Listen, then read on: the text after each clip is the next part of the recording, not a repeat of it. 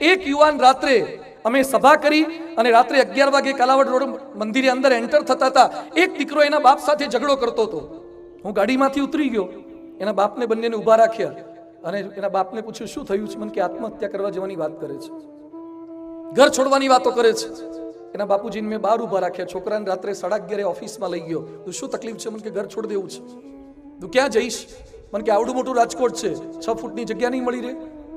મારી આગળ પાછી ડાઈ વાતો કરવા લાગ્યો. બધું આખું આવડું મોટું રાજકોટ છે, પણ આજે રાત્રે તું ક્યાં સૂઈશ મને વાત કર, સામા કાંઠાનો છે. એટલે મને કે કેસરી હિંદ પુલ પર સૂઈ જઈશ. તું કેસરી હિંદ પુલ ઉપર મચ્છર કરડશે તો?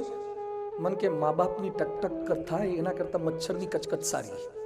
મારાથી મા બાપની કચકચ ને ટકટક હવે સહન થતી નથી. એકનો એક દીકરો છે, પણ રાત્રે 11 વાગે ઘર છોડવા માટે કેસરી હિંદ પુલ પર જવા માટે તૈયાર થયો.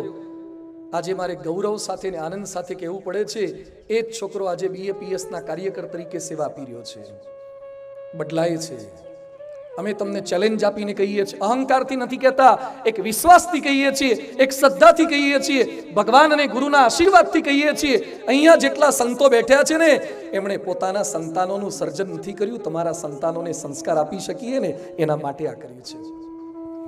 અમે અમારો પરિવાર નથી માંડ્યો, તમારા પરિવારને મદદરૂપ થઈ શકીએ એના માટે આ કર્યું છે. વિવેકાનંદ સ્વામી કહેતા, give me 100 Nachiketas I will move the world. જે નચિકેતાની માંગણી વિવેકાનંદ સ્વામી કરતા હતા, પ્રમુખ સ્વામી એવા નચિકેતાઓ તૈયાર કર્યા છે.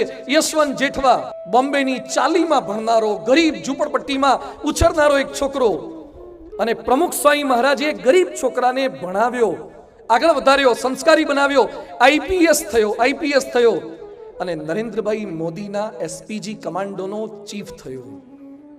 યશવંત જેઠવા એક ગરીબ પરિવારનો છોકરો પ્રમુખ સ્વામી ભણાવ્યો.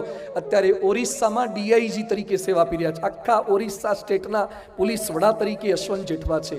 નક્સલવાદ સામે એને એટલું સુંદર કામ કર્યું. સુંદરગઢ જિલ્લામાં એને તાલીમ આપી. પ્રમુખ સ્વામીના શબ્દોથી પ્રમુખ સ્વામીજી બોલ્યા હતા, ધૃણાથી કોઈ કામ ન થાય. પોલીસની ભજન મંડળી ઊભી કરી, ગામ લોકો જોડાવા લાગ્યા, પોલીસોની સાથે ભળવા લાગ્યા, ત્યાંના લોકલ માણસો જોડાવા લાગ્યા. જે નક્સલવાદીઓ સાથે ભળી જતા હતા એ પોલીસને સહકાર આપવા લાગ્યા. હોકી ટુર્નામેન્ટ શરૂ કરી, ધાબળાને દવાઓનું વિતરણ કર્યું. એક નક્સલવાદીઓને શરણે લેવા લાગ્યા, એના લગ્ન કરાવી આપ્યા. નક્સલવાદ ઓછા કરવા માટે એને પારિતોષિક આપવામાં આવ્યું, કારણ કે BAPS ની બાળ પ્રવૃત્તિની તાલીમ એણે પ્રાપ્ત કરી હતી. અને જો આ ન હોય તો